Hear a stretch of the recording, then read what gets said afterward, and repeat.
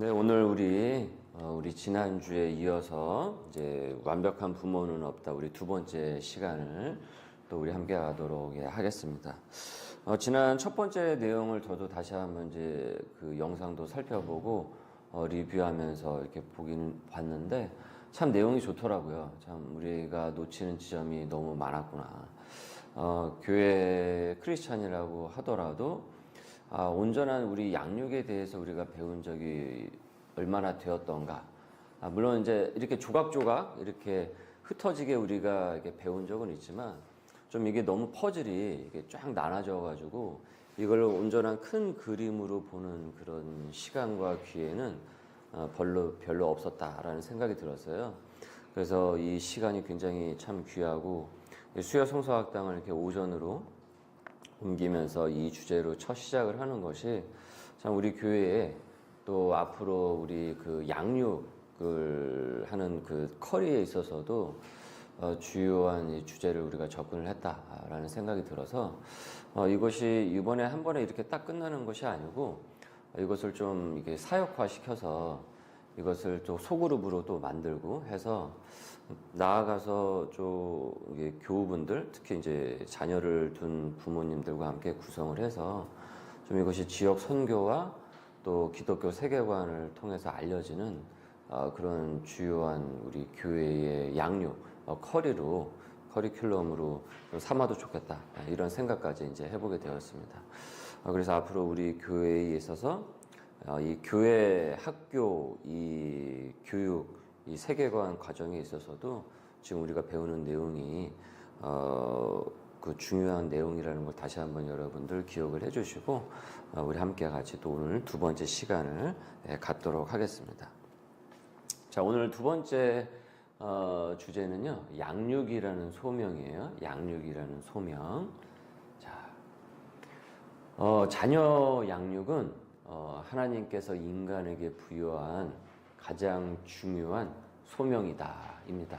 이 주제를 갖고 오늘 우리가 함께 같이 보도록 하겠습니다. 자, 임계점에 차오는 양육.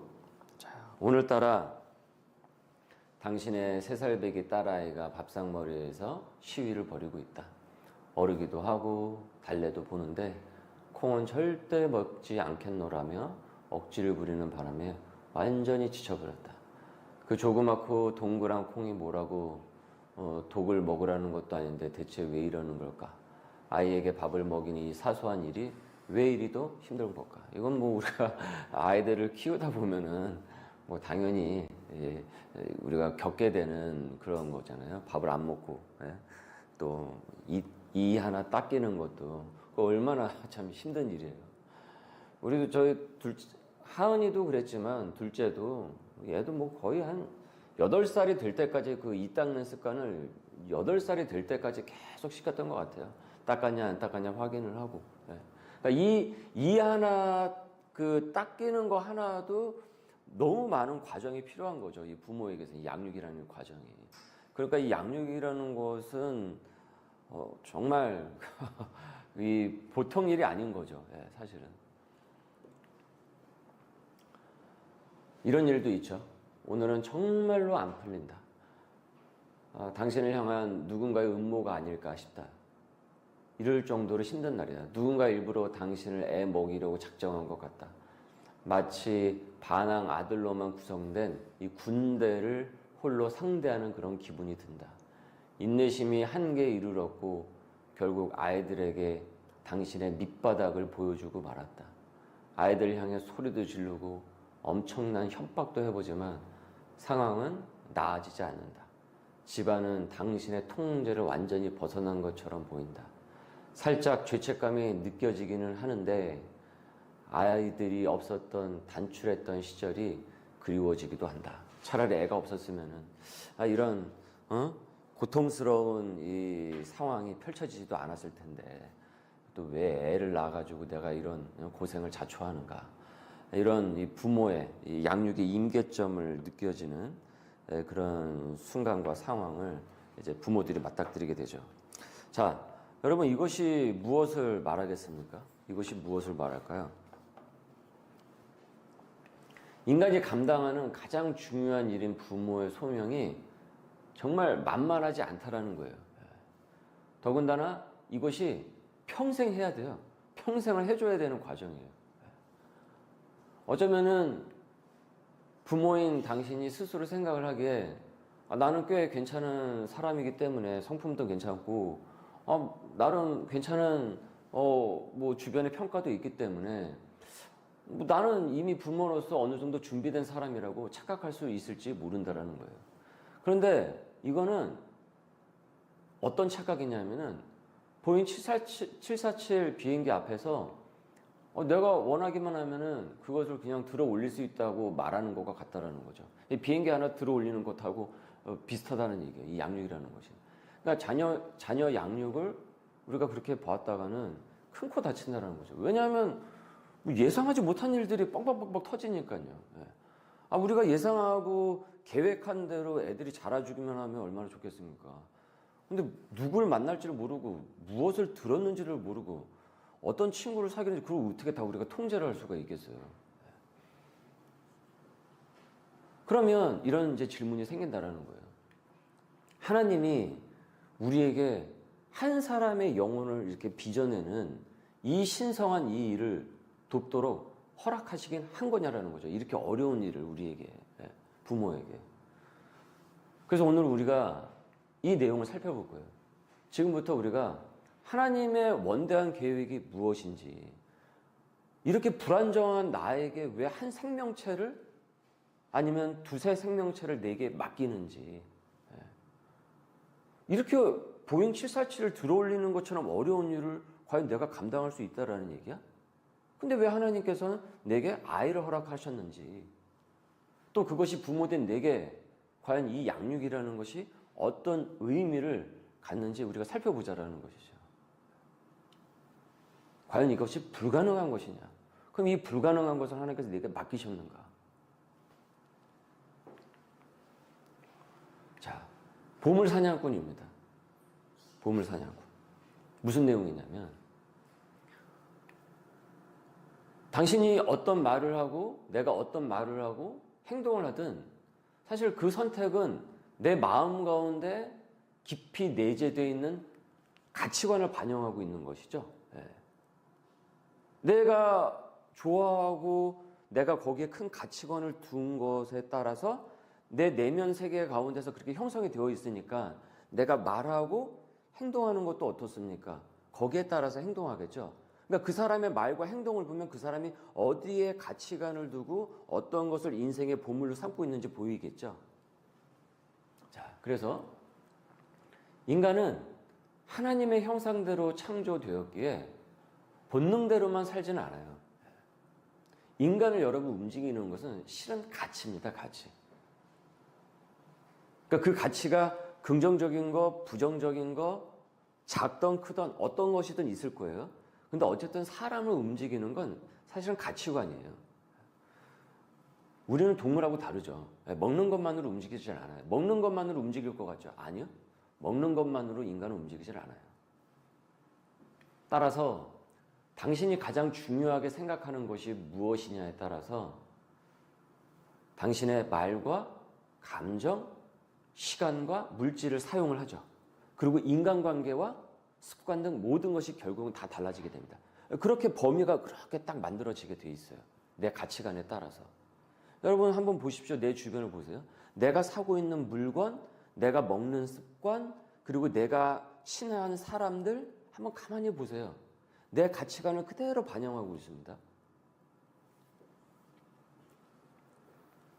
예수님께서는 이런 인간에 내재되어 있는 이 본성을 너무나도 잘 알고 계셨기 때문에 우리가 추구하고 있는 그 가치관의 그 세계, 내면 세계를 잘 알고 계셔서 이걸 뭐라고 얘기하셨냐면 중요하게 여기고 추구하는 것을 보물이라는 단어로 설명을 하세요. 그래서 얘기하셨죠. 보물이 있는 그곳에 무엇이 있다고요? 너의 마음이 있다. 사실 내 마음이 거기에 있는 거예요. 그럼 이것이 양육하고 어떻게 이어지냐라는 거죠. 우리 자녀 양육과.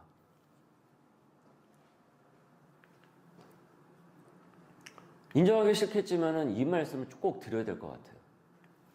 자녀 양육은 각 부모에 따라서 최고의 가치로 여기는 보물이거나 또 어떤 누군가에게는 그렇지 않거나 둘 중에 하나입니다. 그렇죠? 그래서 이것의 여부가 어디서 드러나냐면 일상 속 부모의 일상 속 언행에서 아주 잘 드러나요. 이게 말과 행동에서 그대로 잘 드러납니다. 부모의 세계관이 그대로 아이들이 그대로 거기에 노출이 된다는 거죠. 그래서 내면의 깊은 곳에서 우리가 보물로 여기는 것들 중 가장 중요한 것이 무엇인지 실은 겸손하게 고백해야 돼요. 그래서 우리 지난 시간에 배웠죠. 부모의 정체성이 더 중요하다고. 자꾸 부모는 자녀의 정체성에 자꾸 신경을 쓰는데 사실은 부모의 정체성이 더 중요하다고. 내가 어떤 부모인지를 더 알아야지만 올바른 자녀 양육으로 나아갈 수 있다라고. 그러니까 내 보물이 뭐냐라는 거예요. 부모가. 내가 어디에 가치관을 두고 있냐라는 거죠. 여러분, 우리가 물질 세계 속에 살고 있잖아요. 이 자본주의라는 이 거대한 망망한 바다 가운데 우리가 놓여져 있으면서 살고 있지 않습니까? 자, 물질 세계는요, 우리로 하여금 아름다움을 탐구하게 해요. 그리고 그것을 가능하게 하죠. 인간이 그렇게 창조되었기 때문이에요. 그래서 창의력이 있잖아요. 창조력이 있잖아요. 건물을 세우고 만들고. 이건 동물이 할 수 없는 것이지 않습니까? 기껏 해봐야 새가 둥지 만들고 개미가 개미집 만드는 것밖에 더 있습니까? 여우가 굴 속에 들어가가지고 거기서 새끼 낳는 것밖에 더 있어요. 그러나 인간은 완전히 창의적이잖아요. 하지만 그 물질 세계가 우리가 이렇게 만들어 놓은 창의력을 갖고 만들어 놓은 이 물질 세계가 우리의 마음을 아예 그냥 장악을 해버리는 것은 하나님의 뜻이 아니라는 거예요. 여기서 우리의 큰 미스가 이제 저질러지게 되는 거예요. 그러니까 창의력이 좋은 거긴 맞는데 이 창의력이 잘못 나아가다가는 우리가 만들어 놓은 그 물건에 우리가 지배를 당하게 된다는 거죠. 자, 그래서 예를 들어서 이렇게 말씀을 드리면은 물질을 소유하는 것이 나의 가장 즐거운 일이 되어버리는 거예요. 그래서 이렇게 되어버리면 당신을 부모로 부르신 하나님의 명령을 수행하는데 아주 많은 문제가 생길 수밖에 없습니다. 상당히 문제가 삐걱삐걱 거릴 수밖에 없어요. 양육이 삐걱거릴 수밖에 없어요. 이 얘기는 아이를 키우는 과정 가운데 이 사고방식을 바꾸지 않으면 아이를 키우는 과정 가운데 계속 삐걱삐걱거리면서 자녀와 갈등 관계와 갈등을 일으킬 수밖에 없다라는 겁니다. 계속 그 고통스러운 양육을 거칠 수밖에 없어요. 자녀와. 그러니까 사이가 좋아질래 좋아질 수가 없어요. 자, 이것을 이제 여기 우리 내용에서는 깊이 파고 들어가고 있는데 제가 이것을 요약적으로 할까 하다가 아니다, 이거를 이렇게 요약적으로 넘어갈 문제가 아니다라는 생각이 들어서 조금 더 심도 있게 살펴보기로 했어요. 자, 구체적으로 우리 예를 들어보죠. 자, 부모가 무력이 굉장히 많아요. 물질의 가치관을 크게 두고 있는 거죠. 이 부모는. 그래서 집, 차, 가구, 예술품 수집 등등 이건 이제 이거가 차게 되면 여기까지 이제 나가게 되죠. 취미로. 예. 그래서 물질을 얻었잖아요. 그러면 이것을 또 유지를 해야 될 거 아니에요. 품위를 유지를 해야 될 거 아니에요. 그러면 더 많은 재화와 자본이 필요할 수밖에 없어요. 그죠? 유지가 그냥 되지 않지 않습니까? 감가상각이 일어나잖아요. 우리의 물질이라는 것 자체는. 아파트도 감가상각이 일어나고 건물이라는 것 다 감가상각이 일어나요. 우리가 갖고 있는 그 물건은 다 감가상각이 일어날 수밖에 없어요. 처음에는 좋죠. 그러나 시간이 지나면 어떻습니까? 그 물건에 대한 실증이 느껴진다고요. 그럼 또 새로운 것을 채워야 된단 말이죠. 그럼 당연히 재화를 벌기 위해서 더 많은 것을 또 해야 된다라는 생각을 가질 수밖에 없어요. 이게 자본주의의 늪이에요. 이게 우리가 굉장히 이거를 많이 빠져 있다라는 거죠. 자, 그래서 이것을 유지하고 관리하고 보존하는 일에만 계속 급급해지는 거예요. 계속 이걸 유지를 해야 되니까. 그러면은 정작 하나님께서 의도하신 방식대로 자녀를 돌볼 시간이 없는 일이 생겨버리게 되는 거예요. 왜냐하면 이 물질 세계가 너무나도 크다 보니까 애는 낳았는데 애보다 이게 더 크게 되는 거예요. 어느 순간 가다 보면. 그래서 재산을 지켜야 한다는 그 강박 때문에 무의식적으로 가정을 그렇게 생각은 난 이 정도까지는 아닌데 라고 할지 모르지만 사실은 가만히 보면 장식용 가구나 공예 박물관으로 둔갑시키고 아이들은 그것을 보존하는 사람으로 치부하게 되는 일이 벌어진다는 겁니다. 그래서 소파의 얼룩은 이게 얼마짜린데 하면서 막 걱정을 해요. 근데 정작 아들 영혼의 건강은 챙기지 못한다는 겁니다. 남자들 같은 경우는 또 차 엄청 좋아하시잖아요.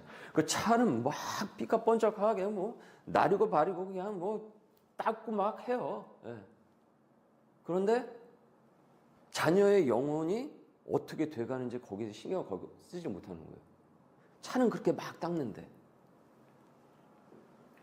새로 장만한 자동차는 반짝반짝 윤이 나게 닦지만 딸의 마음에 상해했다는 것은 전혀 눈치를 못 채고 있는 거예요. 왜냐하면 내면 세계는 안 보이거든요. 차는 이렇게 눈에 딱 보이고. 예.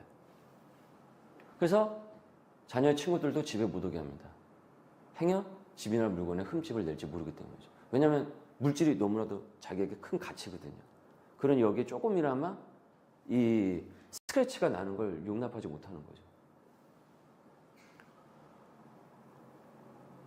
그 영화가 여러분 혹시 넷플릭스 가입을 하셨으면은 저는 가입을 안 했는데 뭐 해지하시라고 제가 말씀을 드리고 싶지만 어차피 해지를 안 하실 거라고 한다면 거기서 좋은 걸 좀 보세요. 뭐냐면 제목이 갑자기 제가 생각이 안 나는데 예전에 제가 설교 중에 한번 얘기를 한 적이 있는데 그 라이언 게이트라는 미국의 영화사가 있어요.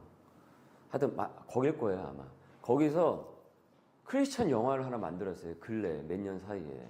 근데 그 영화가 뭐냐면 찰스 스윈돌 목사님인가요? 아마 그럴 거예요. 그래서 갈보리 그 채플 교회라고 있어요. 근데 그 교회가 처음에 이제 작은 교회에서 있었는데 거기 주변에 어떤 그 사람들이 있었냐면 히피족들이 있었어요. 히피족들. 네, 당시 옛날에 70년대 히피족들이 있죠. 근데 그 히피족들을 이 교회에서 이제 그 히피족들을 대상으로 전도 사역을 한 거예요. 복음 사역을.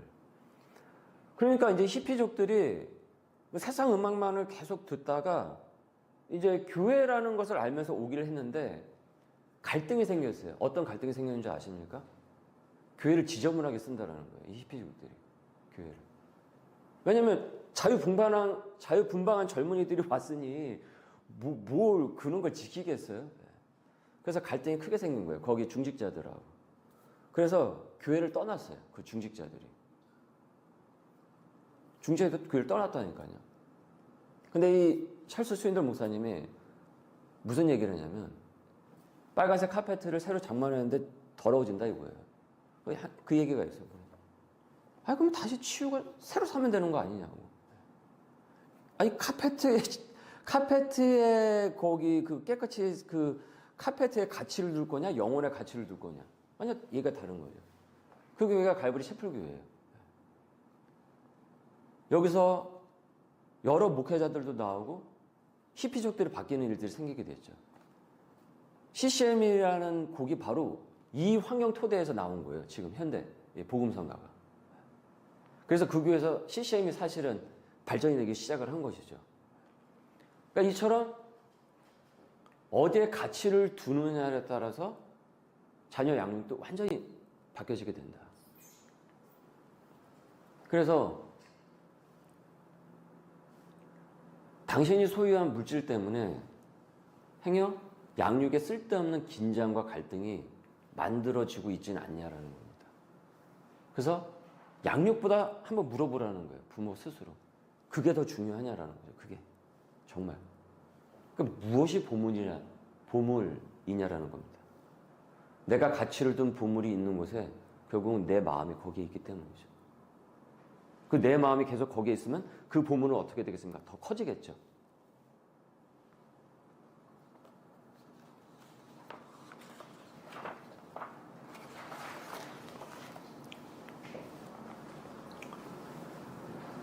그래서 이것이 부모의 당신의 마음을 장악하게 된다면 뭔가 크게 잘못되고 있습니다. 부모의 성공이 너무나도 중요한 나머지 수많은 아이들이 매일 잘 알지도 못하는 사람의 손에 맡겨집니다. 그래서 부모는 아이를 돌보는 대신 보모를 고용을 해요. 자신의 경력과 재정에 미칠 장기적인 영향이 걱정이 되어서 섣불리 직장을 떠나지 못하는 것이죠. 물론 이 부분은 논란의 여지가 많아요. 그렇죠? 왜냐하면 그러가밖에 맡길 수밖에 없는 사정을 잘 알지도 못하기 때문에 그렇죠.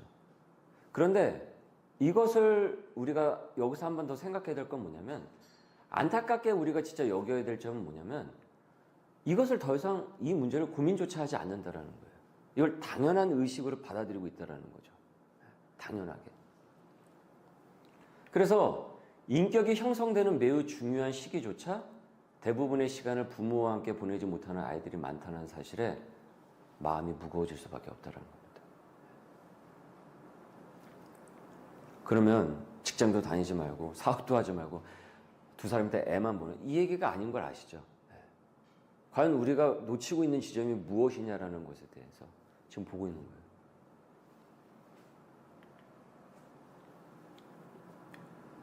그래서 하루 일과를 마치고 지칠 대로 지친 부모가 어린이집에서 아이를 데려온다면 과연 여러분 온화하고 따뜻한 시선으로 아이를 바라볼 수 있겠어요? 그렇죠. 이미 본인이 직장에서 이리 치고 저리 치고 완전히 다 넉다운이 됐는데, 누가 엄마 아빠가 다 그런 상황인데 아예 애를 어떻게 돌보냐라는 거죠. 그게 과연 가능하겠냐고요. 둘 다 지쳤는데. 부모의 일과가 얼마나 바쁜지를 따지는 것이 아니다. 우리의 가치가 얼마나 뒤죽박죽 꼬여 있는지를 묻는 것이죠. 그래서 아이들이 일하기 바쁜 아빠 얼굴도 제대로 보지 못하고 잠이 드는 경우가 얼마나 많은가. 이 아이들이 10대가 되면 오히려 아빠가 없는 것에 익숙해진다. 아빠의 관심이나 참여를 전혀 기대하지 않게 됩니다. 어차피 아빠는 그런 존재라는 거죠. 그래서 아빠가 있으면 어색해해요. 나중에. 아빠가 좀 나가서 놀았으면 좋겠어요. 나중에는 그렇다니까요. 불편하죠. 아빠라는 존재가.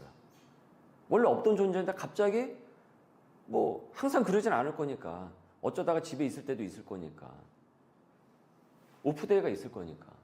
근데 힘들어한다는 거예요. 혹 성공에 대한 당신의 가치가 부모의 소명을 감당하는데 영향을 주고 있지는 않냐라는 겁니다. 제가 다윗도 그랬다 해서 거기서 한 유머를 하나 썼는데, 거기 초등학교 2학년짜리가 이제 뭐 학교에서 뭐 이렇게 시인지 뭐 조그만 그 장문인지 그걸 해서 내는 시간이 있었대요. 근데 초등학교 2학년짜리가 이제 뭘 낸 거예요. 그래서 엄마는 맛있는 뭐 요리를 해줘서 좋다. 강아지는 나랑 놀아주어서 좋다. 뭐 친구는 뭐 해서 좋다 했는데, 아빠는 도대체 왜 있는지 모르겠다라고 하면서 그거 낸 거예요. 그거 실화예요, 실화.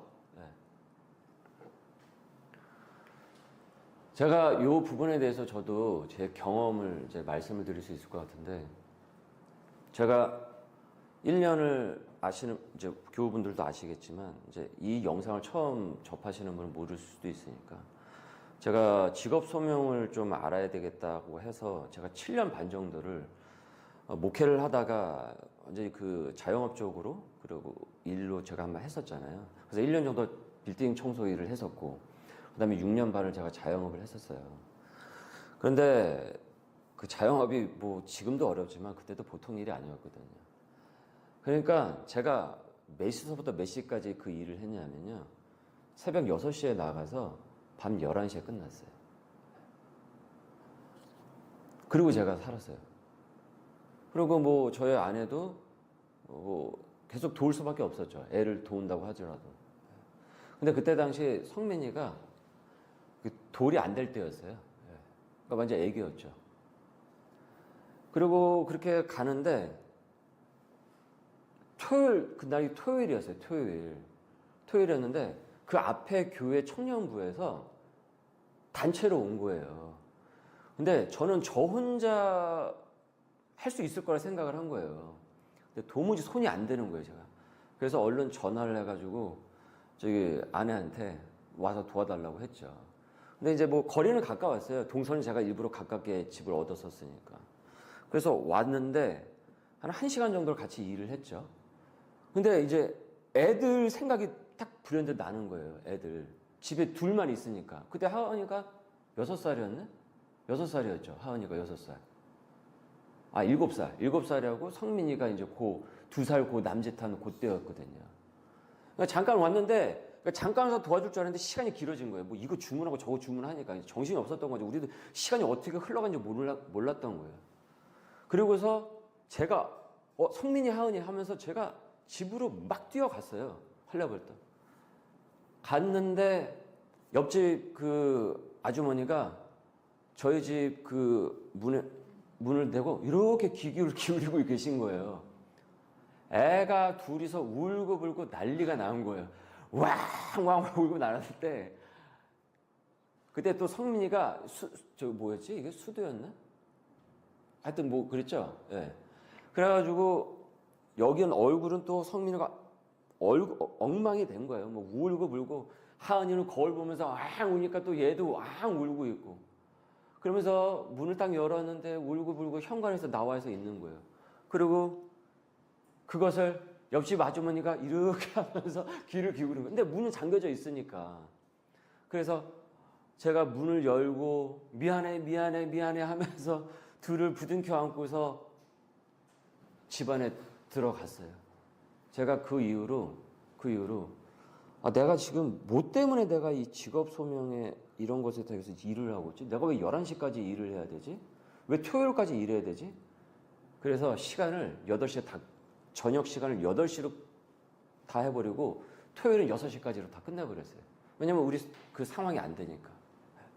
그리고 당신은 손님이 없을 땐 집에 가서 아이들 케어를 해라. 나머지는 내가 하겠다. 너무나도 큰 지점을 내가 놓쳤던 것이죠. 그래서 더 놀라운 건 뭔지 아십니까? 오히려 일은 더 잘 되더라고요. 집중력 있게. 길게 한다고 해가지고 손님이 그때까지 오는 것도 아니더라고요. 컨텐츠가 자신 있으면은 그 시간에 손님이 몰리더라고요. 오히려. 즉, 내가 어디에 가치를 두고 있느냐에 따라서 내 양육의 방식도 완전히 달라질 수밖에 없다. 두말할 필요가 없죠. 자녀 양육의 중요성. 왜냐하면 이것은 우리의 소명이니까. 모든 인간은 양육의 가치를 알고 그 가치를 실현하도록 지음을 받았습니다. 따라서 양육의 가치를 우리가 잃어버린다는 것은 사실은 온전한 인간성을 상실한 것하고 똑같습니다. 근데 인간성을 상실하면서까지 뭘 얻겠냐라는 거죠. 자녀 양육은 인간의 모든 사고와 언어, 욕망, 의사결정과 행동에 동기를 부여하게 되는 여러분 핵심 가치입니다. 근데 이 핵심 가치관을 버리고 다른 걸 쫓는다고요? 다른 걸 챙긴다고요? 우선순위가 엉킨 거죠. 이와 같이 인간에게 가장 중요한 사명인 양육은 실은 진정한 의미의 거룩함이라는 것입니다. 여러분, 우리가 자녀를 잘 양육하는 게 거룩한 거예요. 거룩한 거. 하나님께서 부여한 하나님의 그 일에 거룩한 소명으로 응답하는 거예요. 다른 데서 홀리한 걸 찾지 말라는 거예요. 이미 홀리한 일은 이미 우리 집에 있어요. 근데 왜 자꾸 멀리서 홀리한 걸 찾냐라는 거죠.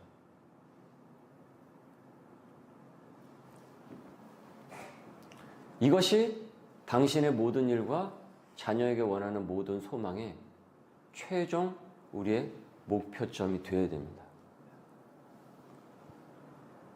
만약 이런 시각을 가지고 있지 않다고 한다면은 부모인 당신은 양육을 제대로 이해하지 못하고 자녀에게 제대로 된 양육 방향도 제시할 수 없게 돼요.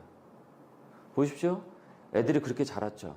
그럼 얘도 그렇게 키울 확률이 굉장히 높아요. 나중에 결혼을 해서. 왜냐하면 본인이 그렇게 자랐기 때문에. 어떤 터닝 포인트의 지점이 있지 않는 한은 그대로 부모의 관성에 따라서 양육의 관성에 따라서 그대로 갈 확률이 매우 매우 높습니다. 이게 바로 내력이 되는 거예요. 대물림이 되는 거죠.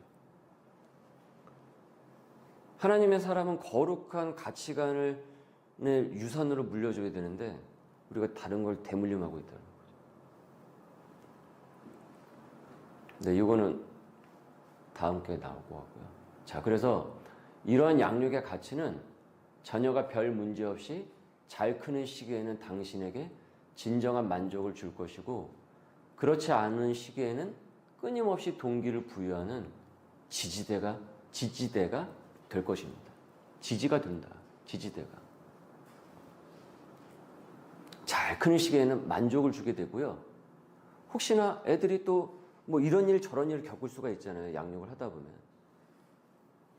그런데 끊임없는 우리에게 식지 않는 동기를 부여한다는 거예요. 왜냐하면 올바른 것을 내가 접근하고 있기 때문에. 거룩한 사명을 내가 하고 있기 때문에. 하나님께서 지지해 주시고 거룩하다라고 얘기하신 것을 내가 하고 있기 때문에. 그러니까 우리는 흔들릴 이유가 없죠. 그러니까 잘 되고 있을 때는 큰 만족감을 얻게 되고, 때로는 유사시한 상황이 벌어진다고 할지라도 그 동기가 꺾이는 것이 아니라 어떻게 됩니까? 즉, 이것이 당신에게 주어진 부모의 임무를 엄청난 가치를 지닌 보물로 만드는 중심 과제가 됩니다. 부모입니다, 부모. 그래서 보물에 대한 인식의 가치 변화가 진짜 보배로운 보물을 만들어낼 수 있습니다.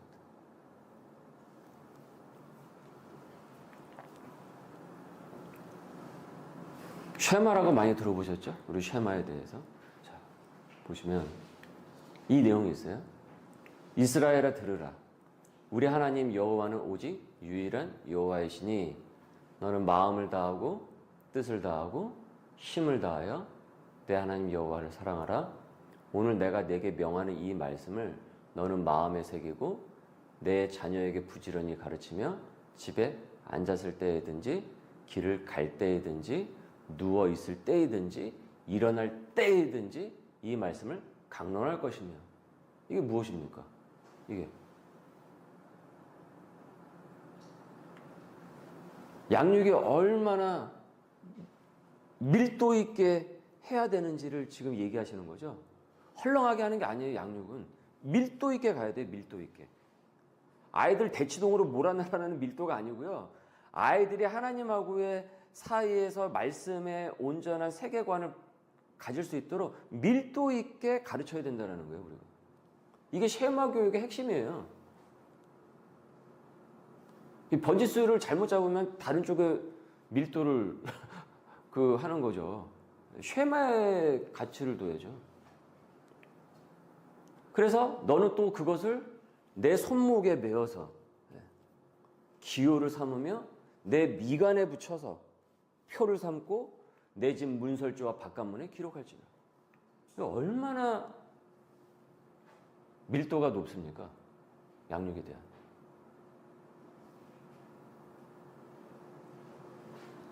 쉐마 교육은 다른 게 아니라니까요. 우린 유대인 교육 하면 맨날 노벨상하고 맨날 연결을 시켜요. 그죠? 그 노벨상 몇 명 받았대.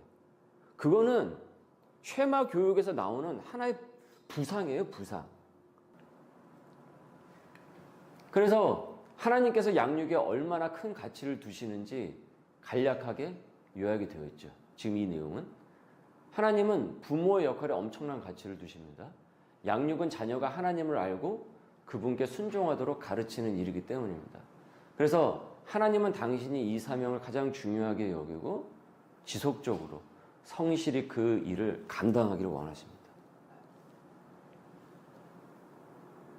그러나 이것은 여러분 부모 스스로 할 수 있는 일이 아니에요. 이거는 오직 하나님만이 하실 수가 있어요. 그래서 당신은 그분의 강력한 손에 쓰임받는 대체 불가능한 도구가 됩니다. 불가능해요. 그 부모를 다른 사람이 대신할 수 없어요. 인간됨의 근본은 하나님을 알고 그분께 순종하는 것이다. 결국 여러분 뭡니까? 이 내용이 뭐예요? 이 유대인 교육, 쉐마 교육의 핵심은 노벨상이 아니고요. 쉐마 교육의 핵심은 하나님을 알려주는 거예요. 자녀한테 하나님을 알려주는 거예요. 하나님을, 거룩한 하나님이라는 존재를 자녀에게 알려주고 심어주니까 그 아이가 하나님의 뜻 가운데서 자라나다 보니까 각 분야에서 어떻습니까? 성실한 하나님의 인격체로서 살아갈 수밖에 없을 것이고, 그러다 보니까 세상이 주목하는 그런 어떤 업적과 이런 것도 나올 수가 있는 것이죠.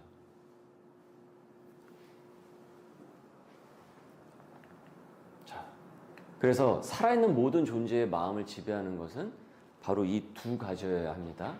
다시 말해서 당신의 자녀가 하나님을 알지 못하면은 하나님이 지으신 뜻에 부합하지 못한 삶을 살고 있는 것입니다. 이는 모든 아이들의 마음에 깊이 새겨야 할 필수적인 개념입니다.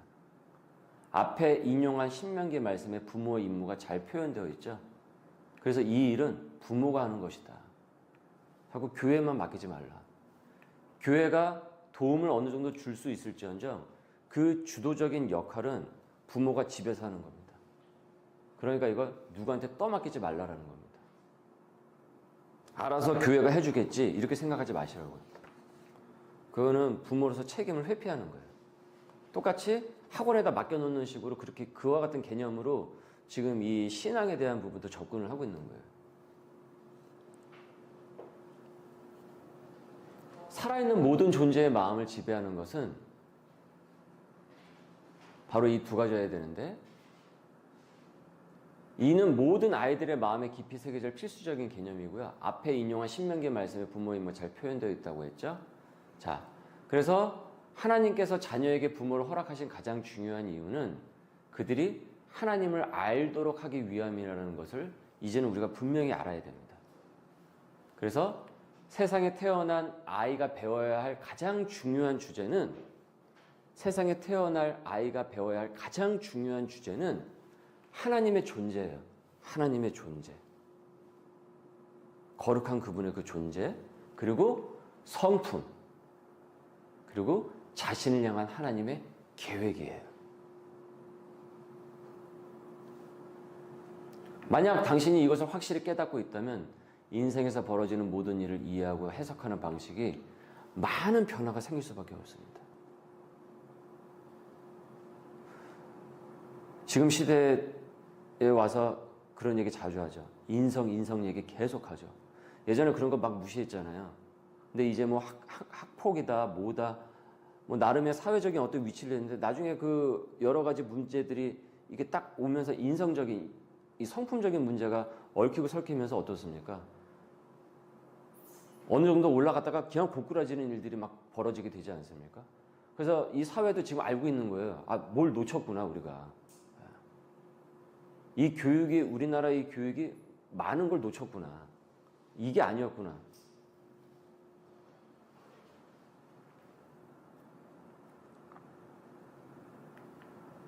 그래서 하나님은 부모인 당신과 부모의 그 당신의 자녀를 물질 세계에 두셨습니다. 그런데 이 물질 세계가 지속적으로 하나님을 가리키기는 하지만 동시에 엄청난 문제가 또한 산재에 있다라는 거예요. 이 세상이.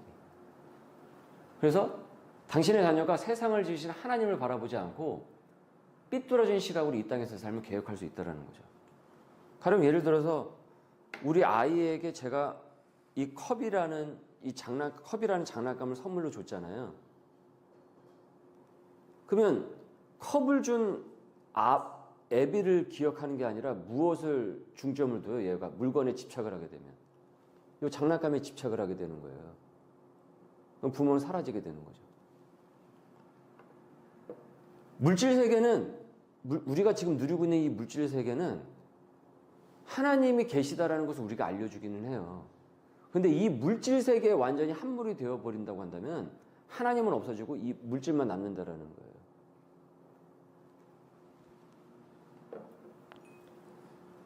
그래서 삐뚤어진 시각으로 이 땅에서의 삶을 계획을 하게 되는 거예요. 하나님을 바라보지 않고. 그러면 하나님이 창조하신 세계에서 지속적으로 하나님의 흔적을 보기는 해요. 보기는 해요. 언뜻. 그런데 그것이 가리키고 있는 하나님의 현존, 영광은 알아차리지 못한다는 겁니다. 내면 세계, 영적인 세계의 눈이 완전히 닫혀 있는 거죠. 이 아이는. 물질 세계만 밝아요. 근데 그 물질 세계가 자신의 영혼을 잠식시킨다는 거기에 대해서까지는 생각을 전혀 못하고 있어요. 나중에 그렇게 되면 병이 나요. 마음에서 병이 생겨요. 정신이 병이 생겨요. 기계가 아닌데 자꾸 기계식으로 사니까요. 그래서 만일 당신이 하나님을 알지 못한다면 인간으로서 매우 불안정한 존재일 뿐이다. 당신은 당신 자신을 삶의 중심에 끼워 넣으려고 할 것이고 당신을 중심으로 세상이 돌아가게 할 것이다 라고 합니다. 그러니까 부모가 하나님을 알지 못하면은 똑같이 그 불안정함이 아이들에게 불안정으로 그대로 전가되는 겁니다. 무엇보다 이 문제가 여러분 한번 심각한데, 여러분 애들이 하나님을 알지 못하면 어떻게 될까요? 애들이 마치 자신이 하나님인 것처럼 행동을 하겠죠. 나한테 하나님이 없다라는 얘기는 뭐냐면 결국은 내가 하나님이 되어야 한다라는 얘기잖아요. 믿을 존재가 없으니까 나를 믿어야 될 거 아니에요. 그러니까 당연히 자기 우상에 빠질 수밖에 없죠. 그러니까 사실 엄밀한 의미에서 무신론자는 이 세상에 없어요. 신이 없다고 믿는 거지만 사실은 자기를 신으로 믿고 사는 거예요. 그게 자기 우상이죠. 그래서 자신이 하나님인 것처럼 행동을 하죠. 근데 여러분 주변에서 하나님인 것처럼 자신을 생각하는 사람처럼 위험한 사람이 어디 있습니까? 그 사람처럼 주변을 힘들게 하고 파괴하는 사람이 어디 있어요? 자기가 말이 진리가 돼버리는데, 자기가 하나님이니까 자기 생각이 다 맞게 되는데 위험하죠. 피곤하죠. 그런 사람이 리더가 되면요, 그 조직은 위험해져요. 대단히 위험한 거예요, 사실은. 이 사고방식이. 그러니까 이 진화론적 사고방식이 세상을 세울 것 같죠? 모두가 다 그런 사고방식으로 산다고 생각해 보십시오. 사사기의 마지막 끝장처럼 이 세계도 그렇게 끝날 겁니다. 자기 속에는 옳은 대로 행하였더라. 그래서 하나님께서 그들을 돕기 위해 대사로 보내신 부모의 도움을 완강히 거부하게 됩니다. 그렇죠. 그렇게 귀결이 될 수밖에 없겠죠.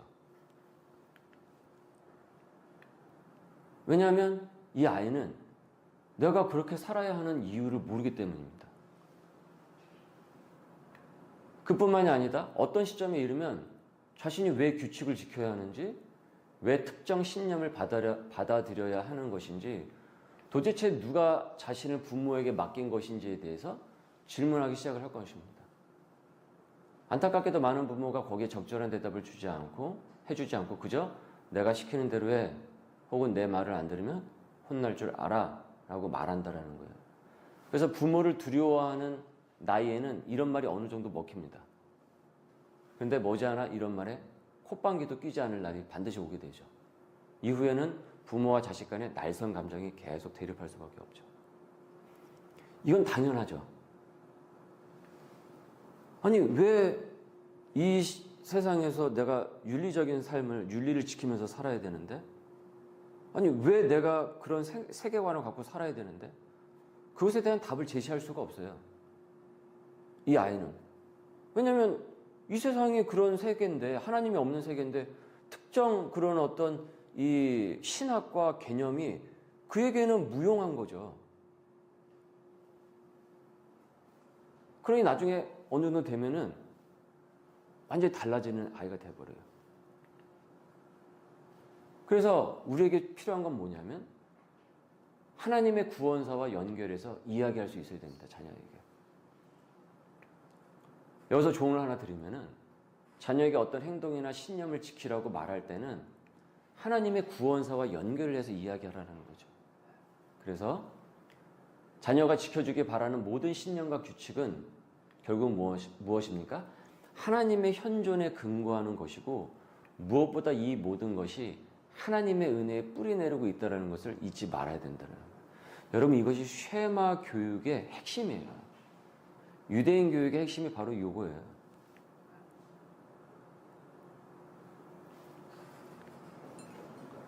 하나님을 알아야 내가 이 땅 가운데서 왜 그 하나님의 말씀대로 살아가야 되는지 그것에 대한 거룩한 동기가 생기게 돼요.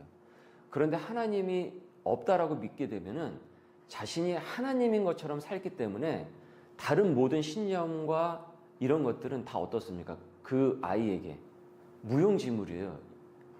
그거를 지키면서 살아야 될 이유가 없어요. 동기가 허물어져 있다고요.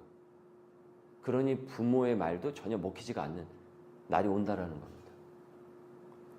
어렸을 때야 등치가 작을 때야 생각이 자라기 전일 때야 겁박 주고 이러면 하죠. 근데 이제 머리가 자라면 안 된다고요.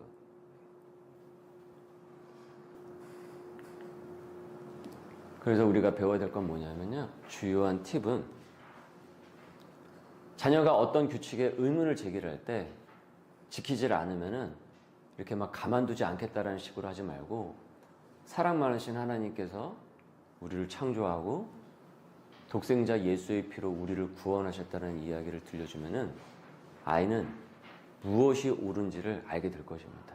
이 희망을 갖자라는 겁니다. 그리고 자녀가 무엇이 옳고 그런지 헷갈려 할 때 하나님의 법을 따르지 않으면 너 큰일 난다. 너 지옥 간다. 이렇게 겁박을 주는 거, 위협을 하는 대신에 하나님의 은혜의 감미로운 음악으로 자녀를 감싸 안으라는 거예요. 계속. 그러니까 내 성격대로, 내 성미대로 우리가 자녀를 접근하지 말라라는 것이죠.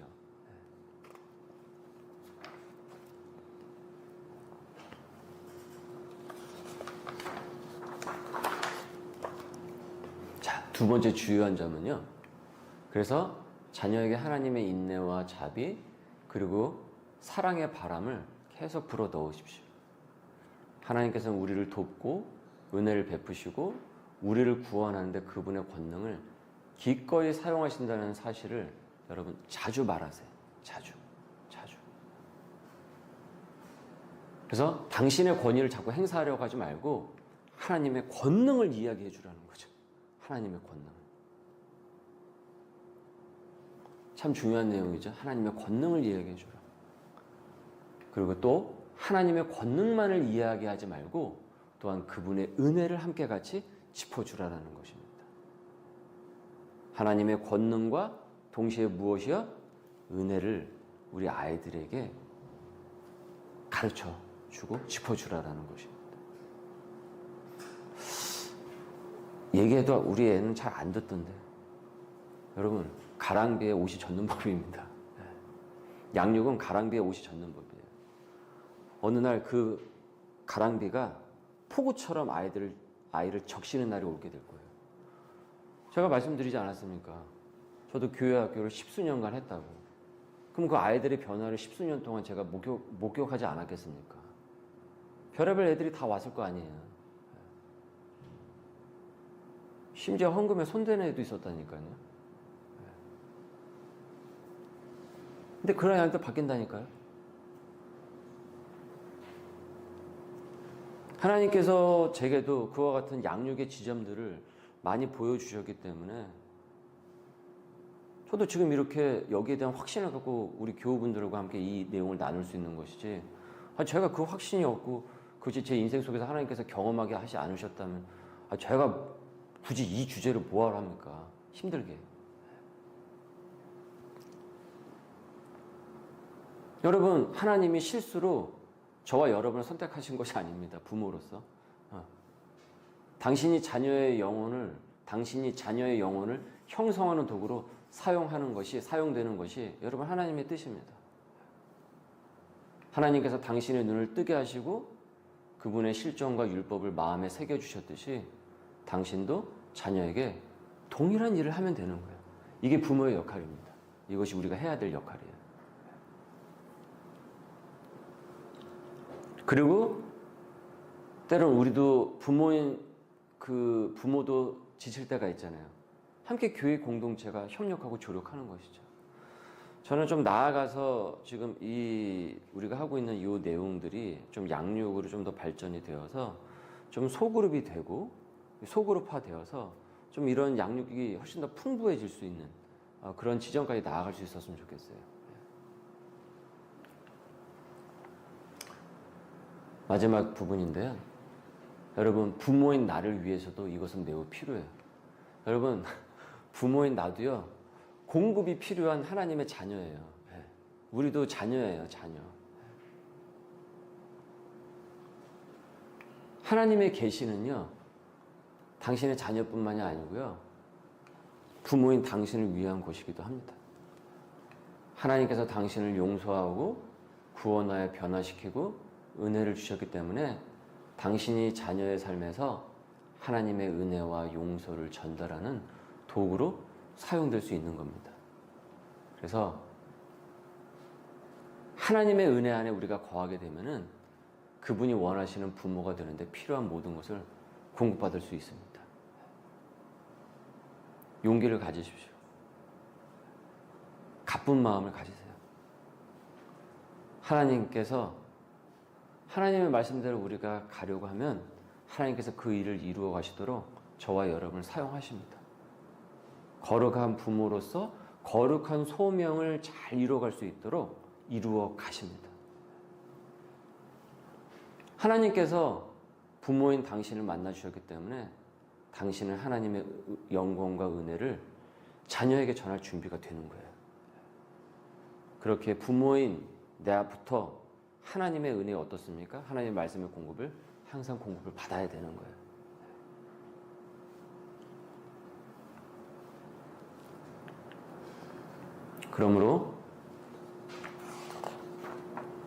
그러므로 당신의 자녀들이 하나님을 향해서 눈을 뜨게 하십시오. 그리고 주위를 둘러보면서 받은 은혜를 계속 들려주세요. 자녀에게 계속 들려주십시오. 은혜를 들려주세요. 이게 비입니다. 네, 비입니다. 주님, 이 비가 우리 아이를 흠뻑 적실 수 있도록 은혜를 주십시오라고 기도를 하시라고요. 그거 들려주시라고요. 계속 하나님의 은혜를 계속 들려주세요. 저도 아이들한테 계속 들려줘요. 매주일마다 아이들한테 손을 얹고 기도를 해줘요. 축복 기도를 해줘요. 여러분, 자녀들에게 물론 뭐 이제 성인이 된 자녀는 뭐 거의 이 머리에 손을 얹고 기도하는 부분에서 되게 어색할 수 있을지 모르겠지만 가능하다면 할 수 있어요. 그러니까 원래 그 머리에 손을 얹고 하는 것이 그 안수 기도를 해주는 게 그 그 목회자의 그 권한이잖아요. 근데 부모가 자기 자녀에게 손을 얹고 하는 것은 할 수 있어요. 그 권한이 있어요. 그 자기 자녀에게 머리에 손을 얹고 축복의 기도를 많이 해주세요. 처음에요, 우리 첫째 하은이가 여기 이제 그 주일 예배 다 끝나고 이제 마무리 기도를 하고 가잖아요. 그러면 제가 우리 이제 몇 년 전이죠. 그때 머리에 손을 얹고 이렇게 기도를 해줘요. 그러면 얘가 이제 지도 약간 어색했나 봐요. 이제 좀 보고 이제 사춘기가 되니까. 그러더니 나 머리 안 감았는데 머리에서 냄새 나는데 아빠 손에서 냄새 날지도 모르는데 그렇게 얘기를 해요. 근데 그 용어가 아니죠. 얘에게는 기도를 받고 싶은 거예요. 성민은 훨씬 더 자연스러워요. 쥐가 알아서 이제 금요기도에 그 기도할 때 거의 끝날 때쯤에 와가지고 항상 기도를 받으니까. 근데 되게 좋아해요. 그게 뭐 돈 들어가는 일도 아닌데 뭐 자녀에게 축복 기도를 못하게 뭐가 있습니까? 하나님께서 주신 그 권한을 마음껏 행사하는 것인데 마음껏 행사하세요. 자녀를 마음껏 축복해 주세요. 그런데 그렇게 해주면요, 부모도 살아나요. 부모도. 그래서 그것을 먹고 마시며 중심이 탄탄한 인격체로 여러분 성장하게 될 것입니다. 이것을 이상하게 여기지 마십시오. 오글거려 이렇게 생각하지도 마세요. 오글거리는 거 절대 아니에요. 피조물인 하나님의 백성이 하나님에 대해서 말하는 것은 지극히 자연스러운 일입니다. 아주 자연스러운 일입니다. 하나님의 은혜에 대해서. 무엇보다 부모인 내가 여러분 은혜를 받습니다. 그리고 부모가 가치 있게 만들어지게 됩니다. 그래서 저는 이와 같은 양육 방식을 하게 될 때 부모도 양육이 된다고 봐요. 부모도. 하나님의 백성으로서 양육이 되는 거죠. 거룩한 존재로 양육이 되는 겁니다. 부모도 성장해요. 성숙하게 됩니다. 그리고 한 가지 더 잊지 말아야 될 거. 우리 지금 그 주제의 큰 제목이 무엇입니까? 완벽한 부모는 없죠. 완벽한 부모는 있다가 아니라 완벽한 부모는 없어요. 여러분, 하나님의 은혜가 가장 필요한 사람은 자신이라고 겸손히 우리 자녀들에게 고백하는 부모가 될 수 있어야 돼요. 그거를 애들이 나를 얕잡아보면 어떻게 할까? 이렇게 생각하지 마시라는 거예요. 오히려 하나님의 은혜가 더 필요한 게 나라는 것을 우리 아이들한테 인정하고 고백해 주라는 겁니다. 아무개야, 누구야? 엄마가, 아빠가 이렇게 힘들고 어려웠는데 정말 나는 하나님의 은혜가 아니면은 너희들을 키울 수가 없었어. 정말 하나님께서 나를 붙들어 주셨기 때문에 너를 키울 수 있었어. 저희 어머니가 저희 두 형제한테 얘기해 주신 거예요. 아버지 돌아가시고 나서. 지금은 거기 양재천이 완전히 카페거리가 됐더라고요. 제가 한 몇 개월 전에 갔었거든요. 제가 자라났던 거기를. 근데 옛날에는요, 진짜 말 그대로 천이었습니다. 천. 그래서 거기서요, 완전 그 똥물이잖아요. 근데 거기서 제가 그 국민학교 시절에 친구들하고 거기서 빨개 벗고 놀았어요. 물장구 치면서. 거기가 양재천이었어요. 근데 그 양재천이 양재시민공원 해가지고 아주 말끔하게 깨끗이 정리가 되더라고요. 카페거리가 쭉 됐더라고요. 그래서 이제 애들하고 저기 아내하고 한번 거기 가서 여기 내가 살았던 동네라고 하면서 본 적이 있었는데 그때 그 양재천을 보면서 그 생각이 났어요. 아버지가 돌아오시고 나서 그때 아버지 유품을 거기서 이제 동생하고 우리 세 식구가 그 양재천 앞에서 다 태운 거예요. 그 이제 아버지 유품을 이제 태운 거예요. 아직도 나 기억이 나는데 아버지 새 신발이었어요. LA 기어라는 새 신발이었어요. 근데 몇 번 신지도 않으셨어. 그 LA 기어라는 상표 혹시 기억하세요? 기억 못 하십니까? 한때 유행했던 상표가 있었는데 아버지가 그걸 몇 번 신지 않으셨어요. 근데 이제 그 신발, 큰 신발을 이제 유품을 다 태웠는데 이렇게 보는데 어머니가 약간 넋이 나간 것처럼 그 불을 응시하고 계신 거예요. 그랬더니 제 아우가 그때 6학년이었죠. 그 엄마 울지 마라고 얘기를 한 거예요. 근데 그때 어머니가 무슨 얘기를 했냐면 저희 두 형제한테 우리는 내 식구야 라고 얘기를 하시더라고요. 너, 병선이, 엄마, 하나님 내 식구라고 얘기를 하시더라고요. 근데 저희 형제한테 굉장히 큰 힘이 됐어요. 사실 제가 지난주에도 말씀을 드렸지만 뭐 경찰서도 한번 가고 뭐 그런 적이 있었다고 했잖아요. 근데 거기 동네가 강남이어도 그때 당시엔 그런 여러분이 생각하실 그런 동네가 아니었어요, 진짜. 약간 무법지대 같았어요, 그 동네 자체가. 그런데 그렇게 하나님의 말씀으로 계속 지지를 해주시니까 저하고 동생이 사실 엇나갈 일이 너무 많았는데 그걸 중심을 잡게 해주더라고요. 그러면서 하신 얘기가 그거예요. 나도 하나님의 은혜가 아니었으면 어려웠다라고 하더라고요. 근데 그게 어머니를 작게 보는 게 아니라 오히려 어머니를 더 크게 보이게 하더라고요. 우리 형제들한테. 그래서 겸손히 여러분 고백하는 부모야말로 여러분 자녀에게 사실은 가장 잘 하나님의 권능과 은혜를 베풀 수 있는 사람인 것입니다. 오늘부터 그 부모로 살아가실 수 있길 바랍니다. 이 내용이 많은 사람들에게 또 널리 알릴 수 있길 바랍니다. 기도하겠습니다. 하나님 아버지 감사합니다. 오늘 또 이 시간 두 번째 시간을 허락하여 주시고 온전한 양육에 대해서 또한 가정에 대해서 배울 수 있도록 또 말씀을 통하여 다시 한번 깨달을 수 있도록 우리에게 귀한 시간을 허락하여 주심을 감사드립니다. 하나님 앞에서 거룩한 또 백성으로서 살아나가게 인도하여 주옵시고 또 그 은혜를 우리 자녀들에게 하나님의 권능과 그 은혜를 우리 자녀들에게 가르치고 또한 익힐 수 있도록 우리의 양육 가운데 은혜를 더하여 주옵소서. 감사합니다. 예수님의 이름으로 기도드립니다. 아멘.